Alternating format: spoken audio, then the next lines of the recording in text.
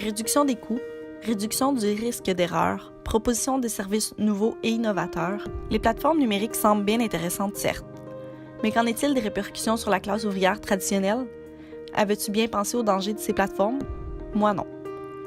Aux États-Unis, la crise de 2008 a certainement pavé le chemin pour le secteur de l'emploi non conventionnel et précaire.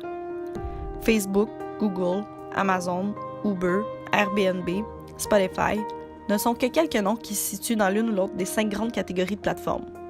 Mais en quoi est-ce qu'elles représentent un danger pour l'emploi traditionnel? Amazon, il est de loin le plus grand employeur de l'économie du numérique avec 230 000 salariés et des dizaines de milliers d'employés saisonniers. Mais savais-tu que la plupart occupent en entrepôt des emplois pénibles et mal payés?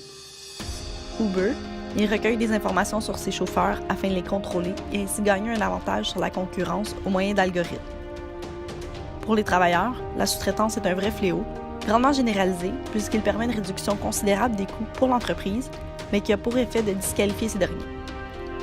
Nos emplois sont tranquillement menacés et remplacés par des machines ou par une personne moins qualifiée, donc moins payée, qui fait déprécier le travail. Encore une fois, chez Uber, les travailleurs sont définis légalement comme des entrepreneurs indépendants et non comme des employés. Cela a donc pour effet de diminuer de 30% les coûts de la main-d'œuvre de l'entreprise qui n'a pas l'obligation de verser des avantages sociaux ou des congés de maladie, par exemple. Si mon discours semble assez alarmiste, il est aussi de mon devoir de vous présenter les limites de ces plateformes numériques.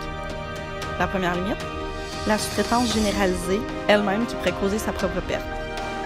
Prenons en exemple Uber, qui certes désavantage un secteur de l'emploi traditionnel, les taxis, mais qui est très peu rentable. On assiste même déjà à une riposte des travailleurs dits entrepreneurs indépendants. Mis à part Uber, ce sont des plateformes qui risquent éventuellement de manquer de clients et ainsi disparaître.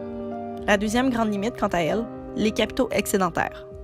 Le risque est donc l'effondrement de la bulle, quoique assez difficile à prédire.